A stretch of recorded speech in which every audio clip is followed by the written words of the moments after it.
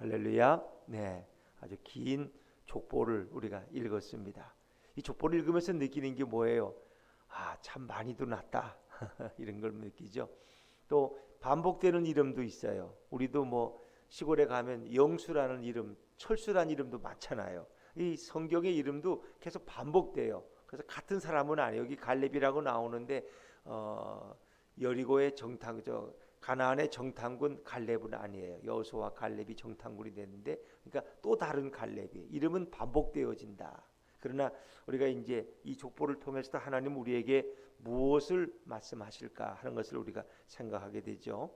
역대상 1장에서는 아담으로부터 우리가 아브라함까지 그 족보가 열거가 됐습니다. 이것은 믿음의 사람들을 쭉 열거하는 거예요. 아브라함, 아담으로부터 또 노아, 또 뭐 데라, 그리고 아브라함, 그리고 아브라함의 아들인 이삭과 이스마엘에 대해서. 근데 아브라함 중에서도 그 아들 이삭에 대해서 성경은 관심이 있어요. 그리고 이삭이 야곱과 에서를 낳았지만 성경의 관심은 이삭에게서 낳은 둘째 아들 야곱에게 관심이 있어요. 그래서 오늘 말씀도 야곱의 일가로부터 시작됩니다. 물론 이제 1장 후반절에는 에서의 후손들, 에돔의 왕들의 명단이 쭉 나옵니다만 그것은 그렇게 성경이 중요하게 취급하지는 않습니다. 하나님 그들도 번성케 하시고 축복하셨지만은 이제 야곱에게 하나님의 뜻이 있었던 거예요.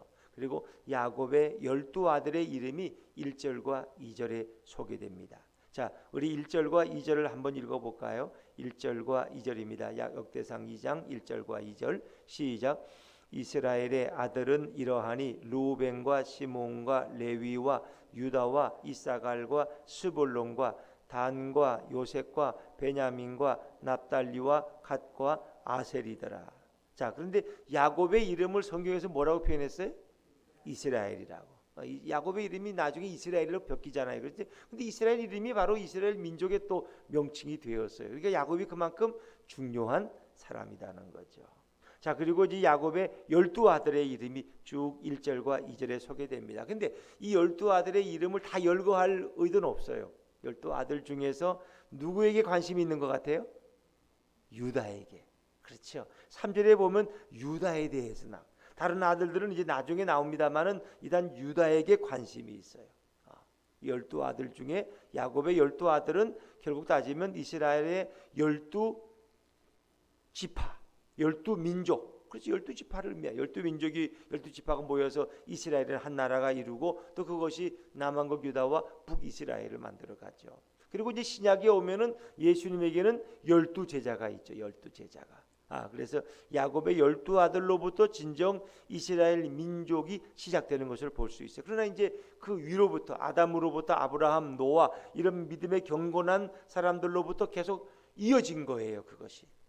그래서 우리가 마태복음 1장의 족보를 보면은 이제 아담으로부터 얘기가 쭉 이렇게 이어져 나오죠. 왜 그거를 빼뜨릴 수? 그거는 이제 하나의 이 땅에 예수님이 오시기까지 중요한 족보를 표현하고 있는 거예요. 근데 왜 하필이면 유다인가 그런 거예요.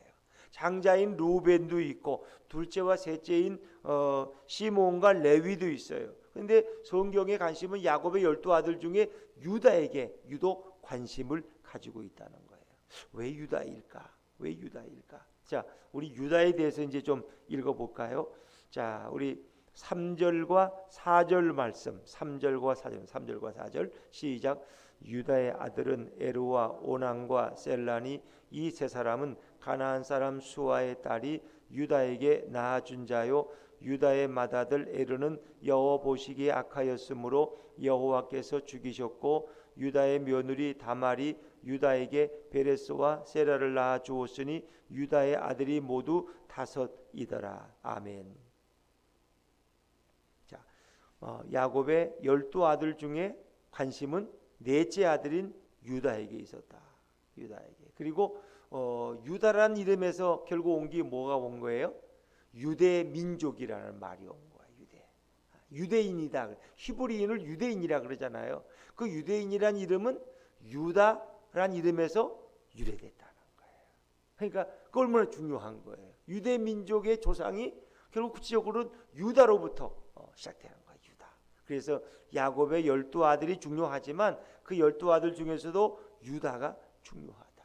또 중요한 이유는 유다의 지파로부터 결국 누가 오시는 거예요? 예수 그리스도가 오기 때문에.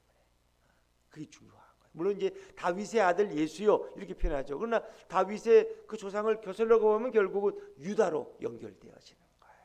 그 유대 민족이라는 이름은 유다라는 아름의 이름에서 나왔다는 거예요. 그래서 바벨론 포로에서 들어온 사람들은 이제 메시아의 족보를 만들어야 돼요. 우리에게서 예수 그리스도가 오시고 우리의 메시아 구원자가 오신다. 근데 그 구원자의 족보를 생각하다 보니까 이제 거슬러 올라가니까 유다가 중요하고 야곱이 중요하고 그리고 이제 아브라함까지 연결되어지는 거죠. 자, 그런데 그러면 특별히 12아들 중에 유다가 선택받은 이유가 뭘까? 유다가 더 좀 경건했을까? 유다가 기도를 더 많이 했을까? 유다가 더 착했을까? 뭐 이런 생각들을 하지만 꼭 그렇지는 않아요. 유다도 장점보다는 단점이 더 많은 사람이에요. 심지어 유다의 가장 부끄러운 건 뭐예요? 그렇죠. 며느리. 여기 보니까 4절에 유다의 며느리 다말이 유다에게 베레스와 세라를 낳았다. 세상에 이런 집이 어디 있어요? 아무리 그래도 그렇지 어떻게 시아버지가 며느리하고 동침해서 자식을 낳았어. 그러니까 유다는 자식이 5인데 셋은 원래 자기가 낳은 자식이고 둘은 페레스와 헤라는 둘은 며느리에게서 낳은 자식이에요. 어떻게 이런 망할 집안이 어디 있어? 이게 참 흉측하잖아요. 그런데 성경은 그것을 숨김없이 다 드러내고 있다는 거예요. 왜? 인간은 그렇게 불완전한 존재라는 거예요. 인간은 다 죄로 전철되어 있다는 거예요. 너희 가운데 너희의 공로나 착함으로 의로움으로 구원받을 자가 있다 없다? 없다는 거예요. 그러니까 하나님의 은혜가 아니면 하나님의 선택이 아니면 우리는 구원받을 수 없다는 거예요. 그래서 유다라는 인물이 중요한 것은 유다의 혈계를 쭉 내려가다 보면 거기서 예수님이 오시기 때문이다. 자, 근데 이제 야곱이 죽기 전에 12아들을 축복해요. 축복하는데 요셉에겐 2배의 축복을 주고 그렇게 하는데 유다에게 예언을 하는데 그 유다에게서 메시아가 올 것을 야곱이 예언하고 있어요. 자, 이거 중요하니까 여기를 접어놓고 우리 한번 창세기로 한번 가보시겠어요? 창세기 49장 한번 천천히 한번 찾아보세요, 여러분.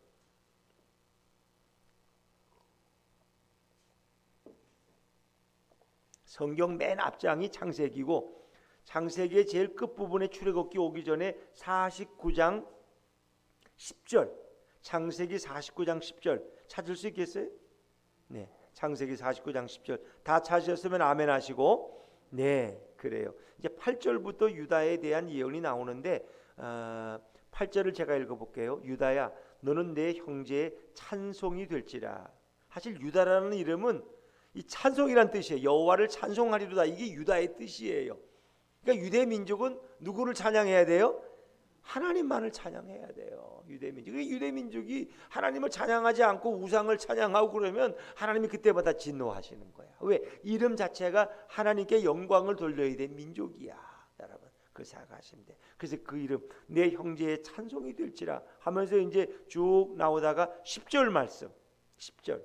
49장 10절을 한번 같이 읽어볼게요. 시작. 규가 유다를 떠나지 아니하며 통치자의 지팡이가 그 발 사이에서 떠나지 아니하기를 실로가 오시기까지 이르리니 그에게 모든 백성이 복종하리로다. 이 규라는 것, 특별히 규라는 것은 지팡이, 홀인데 왕이 붙드는 지팡이가 이 규예요. 그러니까 유다 지파가 왕의 지파가 된다는 거예요. 왕의 지파가. 규가 유다를 떠나지 아니할 것이다. 그리고 통치자의 지팡이가 그 발 사이에서 떠나지 않기를 실로가 오시기까지. 실로는 누굴까? 실로는 메시아, 예수님을 가리키는 거예요. 유대 민족을 위한 메시아, 진정한 통치자가 오시기까지 이르리니 그에게 모든 백성이 복종하리로다. 그래서 유다의 후손 가운데 결국 누가 오느냐? 다윗 왕이 오는 거예요. 다윗 왕은 누구의 예표예요? 예수님의 예표. 이 땅에 오신 메시아의 예표가, 다윗이 이룬 신정 왕국이 예수님이 이룰 하나님의 나라의 모델이 되는 거예요.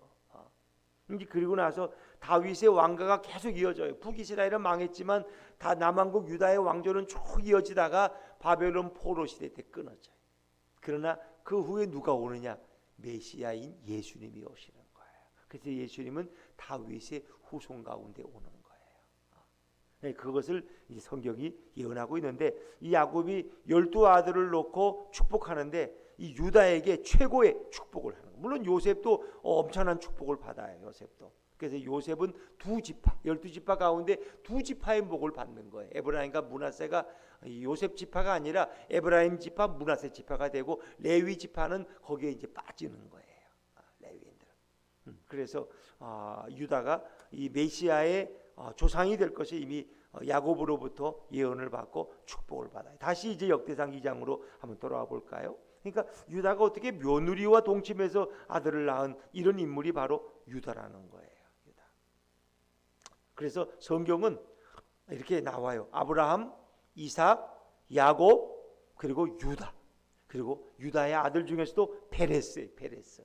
이 페레스는 결국 누구냐? 원래 유다의 3명의 아들이 드는 것이 아니라 다말에게서 낳은 아들이 페레스예요. 페레스와 세라. 그것도 장남이 아니고 차남이에요. 사절에 보면은 페레스와 세라인데, 페레스가 이름이 앞에 와 있지만 사실은 세라가 먼저, 그 페레스가 나중인데, 이 페레스를 하나님이 택하신 거예요. 이 경건한 가정의 명단이 이렇게 이제 쭉 나오는 거예요. 페레스. 그리고 페레스에서도 중요한 게 이제 헤스론이고. 근데 우리가 이제 유다의 가정을 좀 이해할 필요가 있어요, 여러분. 원래 유다의 아들 이름이 이제 3절에 보니까 에르와 오난과 셀라가 나오죠. 근데 첫째 아들 에르는 여호와께서 악하게 보셨기 때문에 그 죽었어요. 그 누구하고 결혼했어요? 이 에르의 부인이 누구예요? 타말이죠. 타말이. 근데 에르는 여호와 보시기에 악하게 행동해가지고 하나님이 그를 죽이셨어요. 참 무섭죠. 그다음에 이제 둘째 아들이 오난인데, 유대인들은 장남이 아이를 못 낳고 죽으면 누가 차남이 그 형수와 동침해서 아이를 낳는 수권법이라는 게 있어요. 형이 자식을 못 낳고 죽으면, 아들을 못 낳고 죽으면 동생이 형의 형수와 동침해서 자식을 낳는, 그게 가계를 이어가니까. 자식이 없으면 그 당시 수치거든, 부끄러움이거든. 그 자식을 대신 낳게 하는 거예요. 근데 이 오난이라는 인물이 또 묘해요. 형수와 동침을 했는데 그가 아들을 안 낳으려고 그래. 아들을 낳으면 자기가 또 형수의 가정까지 책임져야 되거든. 그러니까 자기 아내로 삼는 거야. 그러니까 아내가 둘이 되는 거야. 그게 싫은 거야. 그래가지고 일부러 설정을 했다. 그러니까 동침을 했는데 정자를 주지 않는 거야. 쉽게 말하면, 우리가 좀 쉽게 말하면, 다른 이제 창세기 38장에 보면 설정함에 이러는데 그것은 바른 성행위를 하지 않은 거야. 임신하지 못하도록. 그래서 하나님이 또 이 둘째 아들 오난을 또 치셨어. 또 죽었어. 그러니까 아들이 셋인데 둘이 죽으니까 아버지가 겁이 나요, 안 나요? 아니, 나 얘기 좀 해봐요. 셋째 아들 또 죽을까봐 겁이 나서 이제 동침을 못 시키겠어. 그래서 옛날에 또 그런 거 있죠. 우리 시골에서 보면, 아이고, 저 남편 잡아먹는 여자라고 또 이제 그런 또 흉도 봐, 누가. 근데 다말이 또 그렇게 기가 센 거야. 자기 첫째 남편이 죽고, 또 둘째 시동생과 동침했는데 또 시동생도 죽어버렸어. 그러니까 유다가 이제 겁이 나가지고, 이 셀라는 마지막인데 셀라까지 죽으면 우리 집에 아들이 없어. 이게 그러니까 셀라와 동침을 시켜야 안 시켜요? 안 시켜요. 그리고 셀라 그때 좀 어렸어. 그러니까 좀 기다려라. 우리 아들에게도 20세는 돼야 되니까 좀 기다려. 그런데 몇십 년을 기다려도 소식이 없어. 이 다말이. 그 아들을 낳아야 되는데. 그래가지고 다말이 어떻게 해요? 자기를 이제 기생처럼, 이 몸파는 창녀처럼 위장을 해가지고 길거리에서 기다려, 시아버지를. 근데 시아버지가 이제 추수하는 날 기분이 좋으니까 한잔하고 가다 보니까 예쁜 장녀가 있는데 이렇게 마스크를 쓰고 가리니까 누군지를 모르겠어. 그래가지고 자기가 이제 마침 자기 돈이 없었어. 그때도 돈을 줘야 창녀를 사니까. 그래가지고 자기 지팡이를 줬어. 그냥 이거 대신 나한테 돈 받으러 와라, 이 지팡이가 내가 보면 아니까. 그리고 돈도 없이 그냥 그 장녀와 동침했어. 근데 1년이 지나니까 글쎄 우리 며느리가 배가 내가 불렀다는 거예요. 남편도 없는데 다말이. 그러니까 유다가 그냥 그럴 수 있느냐고 막 그냥 돌로 쳐 죽이려고 율법에 의해서. 그랬더니 그 다말이 죽기 전에 이 지팡이를 우리 유다 씨에게 갖다 주라고. 그 지팡이를 보니까 내가 준 거야. 누구에게? 장녀에게. 큰일 난 거야. 내가 약속했다고. 그래서 유다는 부끄럽지만 며느리를 죽이지 않고 자기 아내로 삼아요. 그냥. 그래서 난 아내가 쌍둥이를 낳는데 베레스와 세라예요. 베레스와. 근데 그 중에서도 이 베레스가 유다의 뒤를 이어요. 참 놀랍죠 이게. 어찌보면 손자가 될 만한 애가 자기 아들이 돼서 자기 대를 잇는 거야. 그러니까 성경은 이게 부끄러운 얘기가 많아요. 그리고 이제 이 베레스로부터 또 이어나가면은 이제 헤스론을 낳는데 그 헤스론에게 쭉 나오다가 또 부끄러운 얘기가 또 나와요. 자, 11절부터 11절 12절을 먼저 읽죠. 11절 12절을 먼저 읽죠. 시작. 나손은 살마를 낳고 살마는 보아스를 낳고. 이거 잠깐 멈추셨고, 또 보아스는 오벳을 낳고 오벳은 이새를 낳고. 이새는 누구예요? 다윗의 아버지예요. 그러니까 여기 나손은 살마를 낳고 살마는, 근데 살만이라는 사람이 이제 지난 우리가 몇 주 전에 여호수아 6장에서 기생라합과 결혼한 유대인이 누구라 그랬어요? 살몬. 근데 성경은 살마라고 표현하고 있는 거예요. 같은 인물이에요. 표현에 따라서, 발음에 따라서. 그래서 이 살몬이 여리고의 기생 라합과 결혼해서 보아스를 낳았어요. 그리고 보아스는 오벳을 낳고 오벳은 이새를 낳았는데 또 재미있어요. 이 보아스가 오벳을 낳을 때 누구와 또 결혼했어요? 룻과 결혼했어요. 룻은 모압 여인이고 이방 여인이에요. 이미 남편이 죽었어. 과부된 여인이야. 근데 이제 시어머니 나오미를 따라서 이 베들레헴에 왔다가 시어머니가 자기 친족인 이제 보아스와 결혼하도록 그렇게 주선을 해요. 그래서 룻과 보아스가 결혼해 가지고 난 아들이 오벳이고, 또 오벳이 이새를 낳고, 이새는 누구를 낳았어요? 다윗을 낳았다는 거예요. 그러니까 다윗의 가문이 깨끗해요? 별로 안 깨끗해요? 안 깨끗하죠. 다윗의 직접적인 조상들을 따져가 보면은 자기 조상 중에 유다는 며느리 다말과 동침해서 또 자기 조상을 낳았고, 또 보니까 살몬은 또 기생 라합과 어떻게 결혼했을까? 그 기생 라합이 믿음이 아주 좋은 여인이야 또. 그러니까 또 결혼해서 이렇게 자녀를 낳았는데 그 중에 위대한 다윗 왕이 나왔다는 거예요. 참 놀랍죠. 자, 우리 13절 말씀, 13절 한번 읽어볼게요. 시작. 이새는 맏아들 엘리압과 둘째로 아비나답과 셋째로 시므아와 넷째로 느다넬과 다섯째로 라떼와 여섯째로 오센과, 그렇습니다. 일곱째로 다윗을. 근데 우리가 이제 실제 사무엘서 보면은 이새의 아들은 모두 몇 명이에요? 8명. 그런데 그래서 우리는 다윗이 막내야, 막내. 사무엘 선지자가 와서 기름 부으려고 하니까 아들들이 7명밖에 없네. 8명이라면서. 그러니까 막내는 지금 양을 치고 있다고, 데려오라고. 막내가 8째가 다윗이에요. 막내. 저도 막내라는 거 아세요? 전 7남매의 막내인데 다윗은 8아들 중에 막내야. 근데 여긴 7째로 표현했어. 왜 그랬을까? 이제 우리가 쉽게 말하면 7째가 죽은 거예요. 그 성경은 그렇게 땡겨서 다윗을 7째로 표현해요. 근데 실제 사무엘서에 보면은 그는 막내야. 8형제 중에 막내가 다윗이었다. 그렇게 생각하시면 됩니다. 그래서 그리고 이제 이런 가문이 쭉 이어지면서 20절에 보니까 홀은 우리를 낳고 우리는 부살레를 낳고, 부살레는 누구냐 하면 성경을 이렇게 여러분 창세기 이제 출애굽기 레위기 쭉 나다 보면은 그 성전에 공교한 이런 것들을 만드는 기술자가 부살렐이에요. 아주 훌륭한 인물이 또 거기에도 나와요. 또 우리가 여기 보면은 다시 거꾸로 가서 아갈이라는 자가 나오는데 아갈이 누구냐? 자, 7절 한번 다시 2장 7절 한번 다시 읽어볼게요. 시작. 갈미의 아들은 아갈이니 그는 진멸시킬 물건을 범하여 이스라엘을 괴롭힌 자이며. 갈미의 아들은 아갈. 이 아갈은 아간이에요. 아간. 그 여리고성을 치고 승리했을 때 이 모든 물질은 하나님께 다 드려야 되는데 이 아간이 빼돌렸어. 신할산 외투 몇 벌과 은덩이 몇 개를. 그래서 하나님이 그걸 알고 있어가지고 이스라엘 민족이 아이성을 침공할 때 큰 패배를 경험해요. 근데 그 이름이 아간이야. 그러니까 어찌 보면은 이 뭐 다윗의 조상들이 깨끗한 사람들이 아니야. 다 이렇게 보면 좀 지저분해. 이 아간 같은 사람이 어떻게 또 그 조상에 들어가 있을까 말이야. 다 유다 지파의 후손들이거든요. 그래서 성경은 유다를 중요하게 여긴다. 야곱의 12아들 중에 넷째인 유다가 메시아의 직접적인 조상이 되기 때문이다.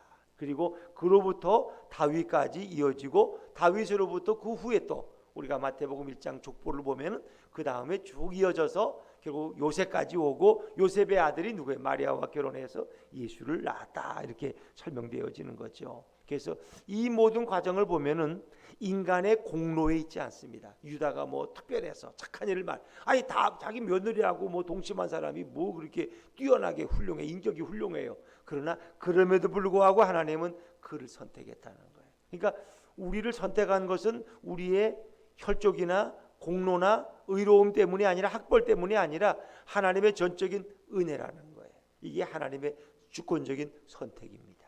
선택. 그 성경은 이 선택을 굉장히 중요하게 여겨요. 느헤미야 9장 7절에 보니까 아브라함을 택하시고 어떻게 아브라함을 택하셨느냐? 그건 믿음이 좋아서 아니라는 겁니다. 하나님의 주권적인 은혜라는 겁니다. 하나님의 은혜로 우리를 선택하셨다. 그래서 야곱도 마찬가지.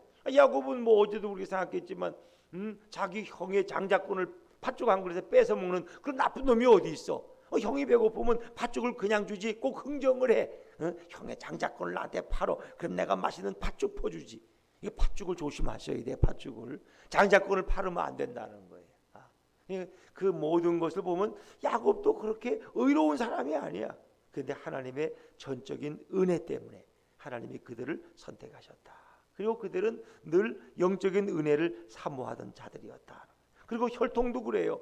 예수님이 오신 족보의 혈통은 깨끗한 혈통이 아니야. 거기에는 기생도 들어가고 뭐 이렇게 며느리와 피를 섞은 것도 들어가고 아간 같은 이렇게 못된 짓을 하다가 일족이 몰살당한 그런 집안의 혈통도 들어가고 이게 다 그래. 그러니까 예수님은 혈통으로나 육종으로 이렇게 우리의 메시아가 되신 것이 아니에요. 그건 하나님의 전적인 은혜로 유다의 지파를 통해서 하나님은 예수님을 이 땅에 보내셨다. 그 모든 것이 은혜라는 거예요.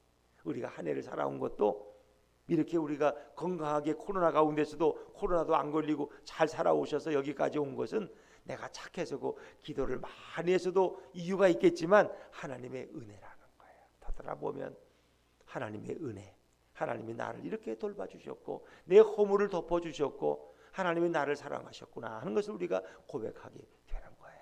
이 모든 것이 하나님의 은혜로 여기 왔다. 그래서 우리는 성경이 말씀하시는 계속적인 신앙의 사건은 바로 은혜의 사건이다. 그리고 하나님이 무조건적으로 선택하셨다. 그 선택받은 내가 얼마나 귀하고 또 하나님의 은혜 가운데 살아오는 것이 얼마나 귀하냐. 그래서 우리는 구원도 우리가 공로로 받는 것이 아니라 하나님의 은혜로 받는 거예요. 그러게 우리는 늘 감사하고 찬양할 것밖에 없다. 오늘도 은혜로 한 해를 인도하신 주님을 찬양하며 이제 새해를 열어가는 저와 여러분 되시기를 주의 이름으로 축원합니다. 기도하겠습니다.